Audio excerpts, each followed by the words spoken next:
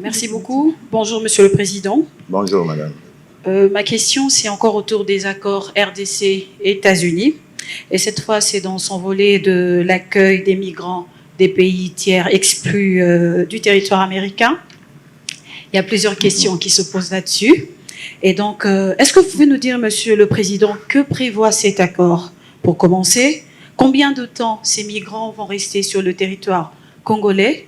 Et d'une manière juridique, quel est leur statut? Et pour terminer, quelles sont les principales obligations de la RDC et des États-Unis dans ce contexte? Merci beaucoup.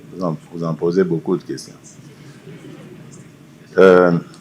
D'abord, c'est suite à un accord que nous avons passé avec le partenaire américain. J'insiste sur le terme partenaire, parce qu'entre partenaires, entre amis, on se rend des services. Et ici, c'est un simple service que les Américains nous ont demandé en nous priant d'héberger les individus qui ont demandé l'asile aux États-Unis et qui ont été déboutés de ce droit d'asile. Et donc, nous l'avons accepté amicalement, tout simplement, parce que c'était ce que les Américains voulaient. La première condition que nous avons posée, c'est que ce ne soient pas des bad boys, donc des mauvais citoyens. La seconde, c'était qu'ils ne viennent pas ici comme des détenus. Parce qu'il y en a parmi eux qui avaient été détenus dans les prisons aux États-Unis, pas pour des voies de fait, mais simplement parce que c'était dans des camps de centres de rétention. Donc, c'était pas parce qu'ils n'étaient pas en séjour légal. Donc, c'était tout à fait normal.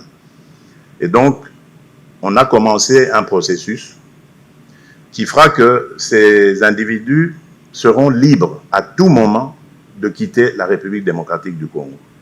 Et lorsqu'ils l'auront décidé, aucun sou ne sortira du trésor congolais pour les raccompagner dans leur pays d'origine.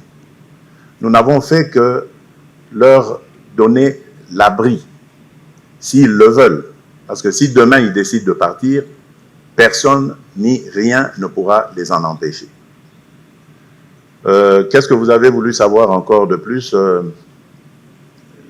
Les statuts juridiques, c'est une contrepartie Non, il n'y a pas de statut juridique. Ils sont en séjour légal parce qu'ils ont un visa qui est en bonne et due forme et qui sera renouvelé au besoin, en attendant de voir quelles décisions ils vont prendre, quelle orientation ils prendront pour leur vie.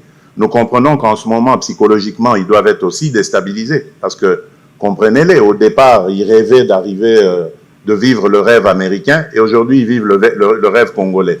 Un pays qu'ils ne connaissaient sûrement pas, qu'ils n'avaient jamais visualisé sur la carte du monde. Donc, c'est tout à fait normal. Donc, nous les prenons avec beaucoup de délicatesse.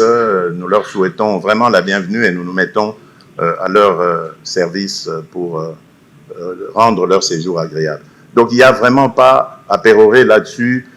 Il n'y a rien, parce que j'ai même entendu qu'il y avait des arrangements financiers. Croyez-moi, si les États-Unis décident de stopper cette opération, nous n'allons pas, comme certains l'ont fait, aller ester en justice pour réclamer des... voilà, donc tranquillisez-vous. Ce sont des gentillesses qui se font entre partenaires. Demain, qui sait, nous aurons peut-être besoin des États-Unis pour un service du même genre ou d'un autre genre, et ils nous le rendront en reconnaissance de ce que nous venons de faire. Donc, il n'y a rien de... Cessez de vous imaginer des choses qui n'en sont pas. Voilà.